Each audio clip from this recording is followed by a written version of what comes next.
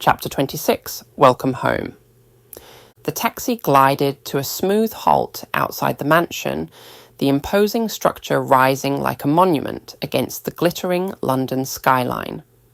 As the car stopped, Nick and Connor stepped out, the crisp evening air brushing coolly against their faces. Nick moved to the boot and lifted out Connor's suitcase, carrying it himself. One less burden for his friend after such a long and harrowing day. He gave the back of the taxi a light tap to signal its departure. "Thank you for using London Auto Taxi, sir," the vehicle intoned in a smooth, polite, robotic voice. "Proudly providing AI transport to Londoners for over 30 years.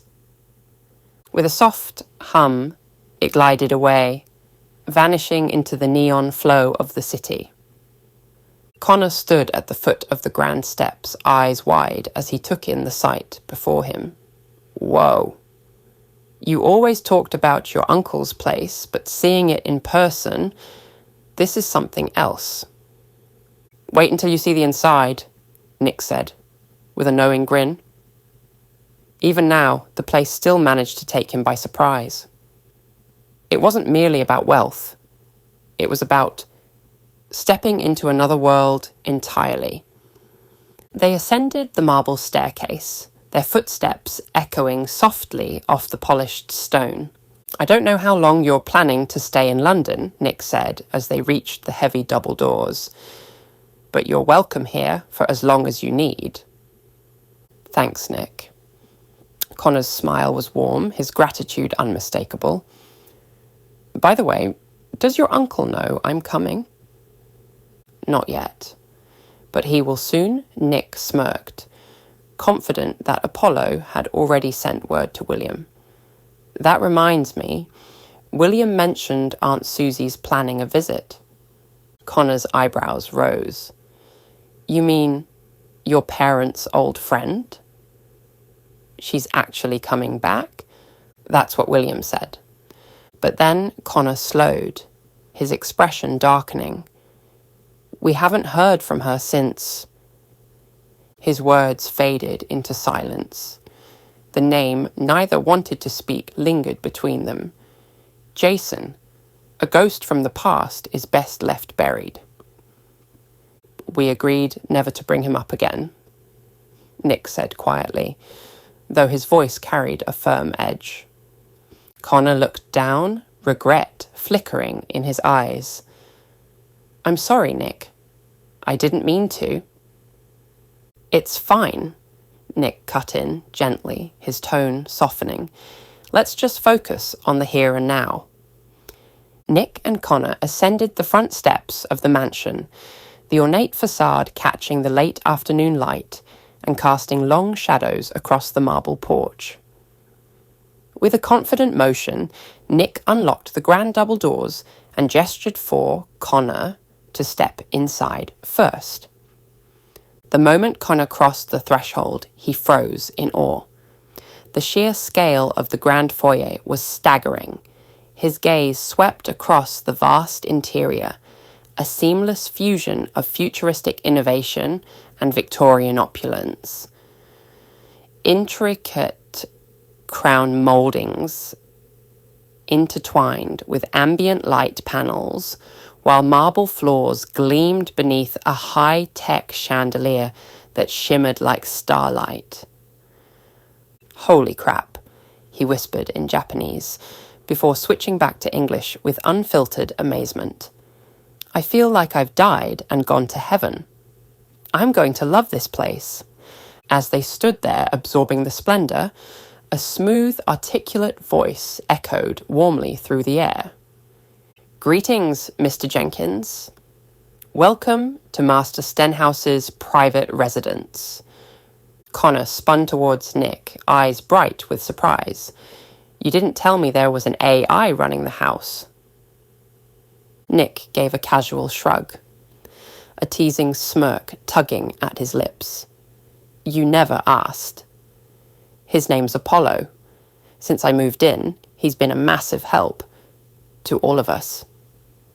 I have already notified Ms. Shang, her daughter, and her stepson of your return, sir," Apollo added, his tone calm and impeccably polite.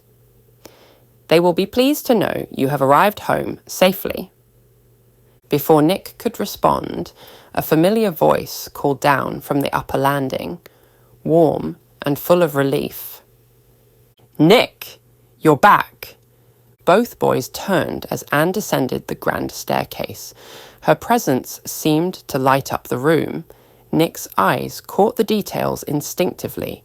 Her light grey, short-sleeved top, the black nylon trousers that accentuated her athletic frame, and the green ribbon tied neatly at the end of her long flowing hair. The combination gave her an easy grace, a balance of confidence, vitality, and quiet strength. Without hesitation, Anne hurried down the last few steps and threw her arms around him, pulling him into a fierce embrace. For a fleeting moment, she buried her face against his shoulder, her relief palpable. Then, just as suddenly, the warmth turned to fire. With a sharp jab, she punched Nick squarely in the stomach, sending him stumbling back as the air rushed out of his lungs. Connor's suitcase slipped from his grasp and clattered onto the marble floor. What the hell was that for? Nick gasped, clutching his abdomen and struggling to catch his breath. Anne stood over him, hands on her hips, eyes blazing, a storm of anger and worry intertwined. That's for scaring us half to death. You were caught in the middle of a bloody terrorist attack, and you didn't think to call anyone or let us know you were all right. Still groaning, Nick straightened, regaining his composure. His voice was calm, though edged with fatigue. I wasn't about to leave my friend behind. And besides, the Spartans had everything under control. Connor, still processing the dramatic turn of events, stepped in to defend him. That's just who Nick is, he said, sincerely. He always shows up for the people he cares about, even when it's risky. Anne's piercing gaze shifted towards him. Her eyes flicked down to his anime-themed t-shirt, its bright colours and stylized characters practically glowing against the refined backdrop of the mansion. Her expression softened only slightly. She'd had her share of unpleasant experiences with anime obsessives before, people who hid behind their fandom like armour. But Connor was different. There was no arrogance in his posture, no performative pride, just an awkward, genuine warmth that radiated honesty. And if Nick trusted him, then perhaps she could too. Just then, James, Anne's stepbrother, strolled into the main hall from the living room, exuding his usual air of laid-back confidence. He leaned against the banister with practiced ease, surveying the scene before him. "Come on, sis," he said with a half shrug. "You saw the news. The Spartans stopped the train and saved everyone on board. No need to stress yourself out." Anne turned sharply, her frustration simmering just beneath the surface. "Did you forget they failed to capture Leonard?" She shot back, her voice tight with anger. "The very man who's hunting us. Zeus let him get away." The words hung in the air like a cold draft. Nick flinched inwardly, saying nothing. The sting of her accusation cut deeper than she could ever realize. The weight of his secret, the truth that he was Zeus, pressed heavier on his chest. He couldn't meet her eyes. Not now. Not when she was unknowingly condemning him. He glanced at Connor, who remained quiet but tense, reading the unease in the room. The name Leonard still echoed in his mind, a reminder of how close danger had come and how much closer it could still be. Sensing the tension, James switched tack with the smooth ease of a born mediator. Stepping forward, he flashed Connor a friendly grin. You must be Nick's mate, he said, offering a firm handshake. James Hunter, technically Anne's stepbrother, but, family's more about loyalty than blood. Connor accepted the handshake, grateful for the change in tone. Connor Ryu Jenkins, he replied with steady confidence, but most people know me online as Shadowstrike23. Anne blinked. You go by what now? Nick chuckled, grateful for the levity. It's his gaming alias. Connor's a serious gamer. His mum says he's as passionate about gaming as we are about, well, everything else. James smirked.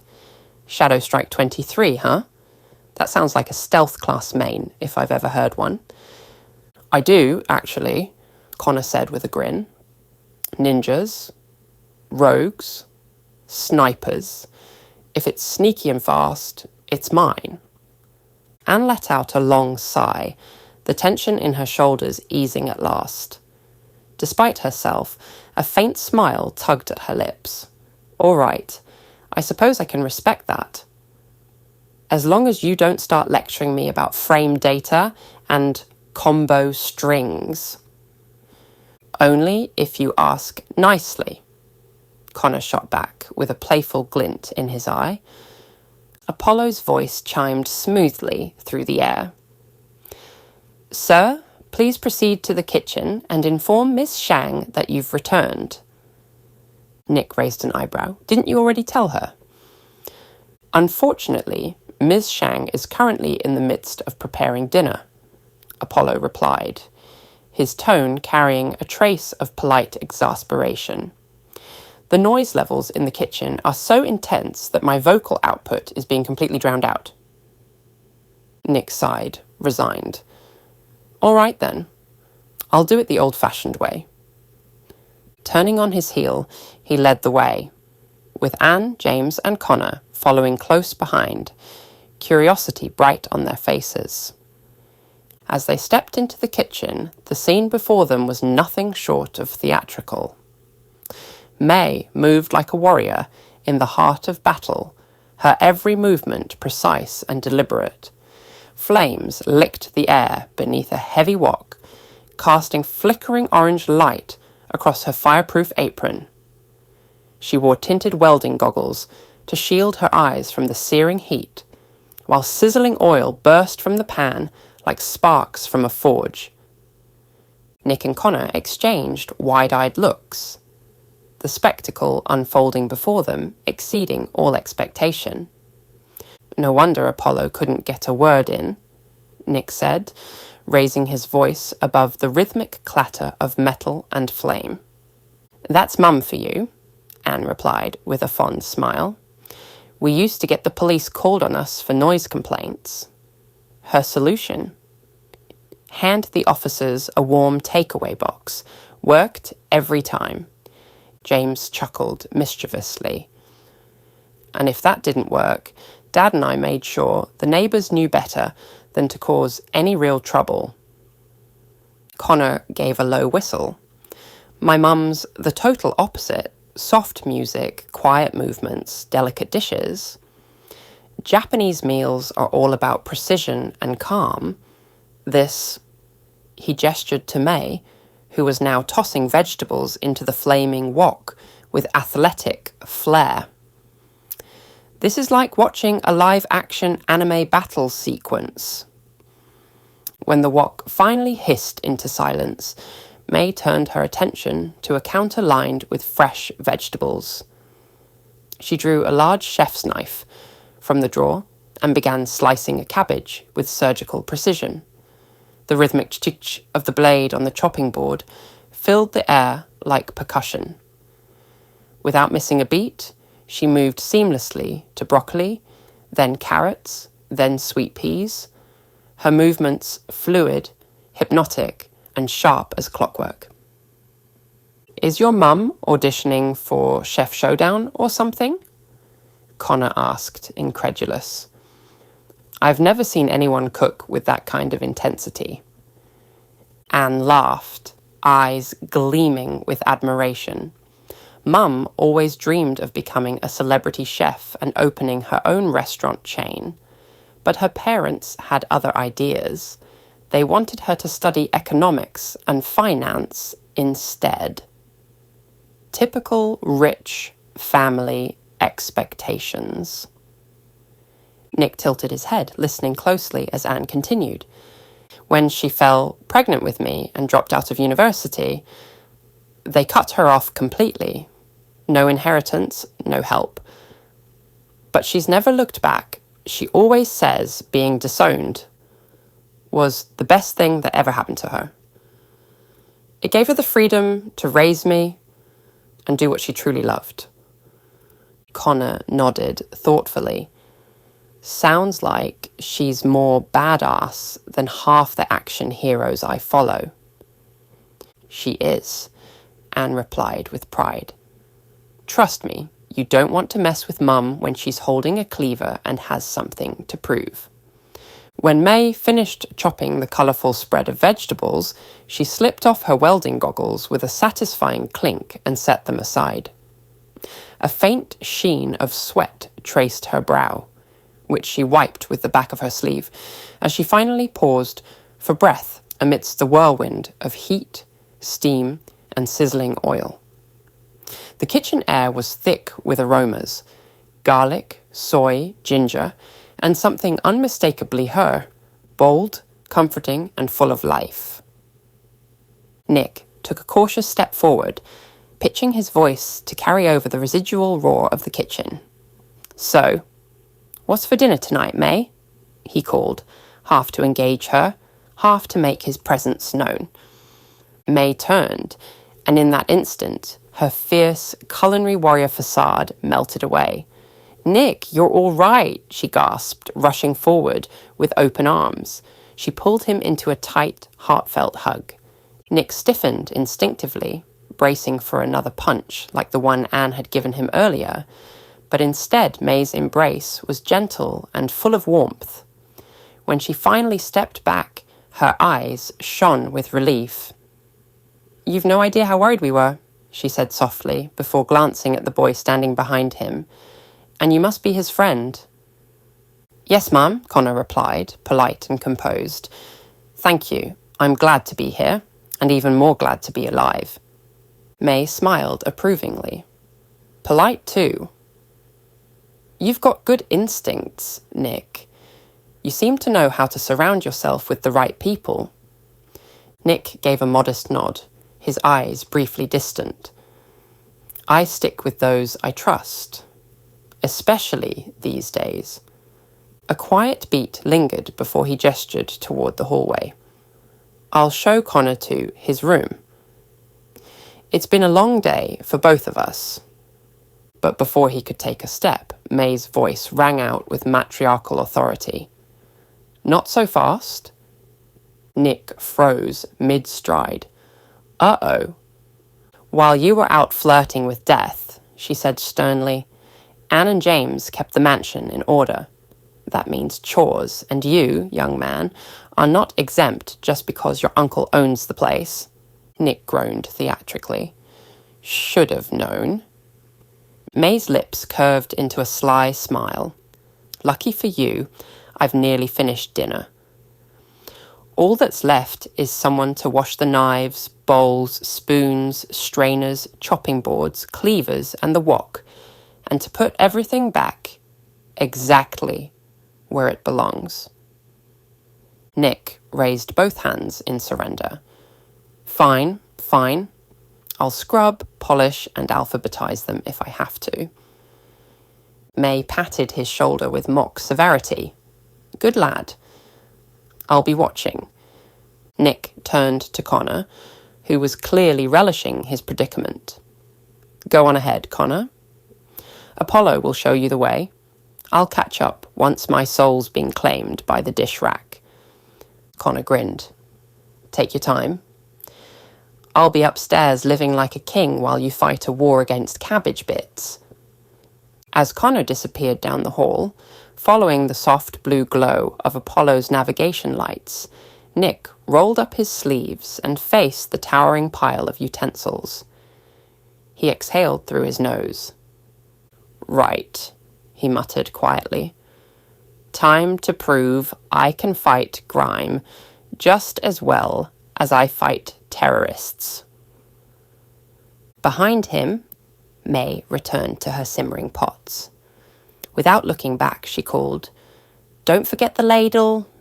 It's soaking in the miso broth." Nick sighed. "Of course it is."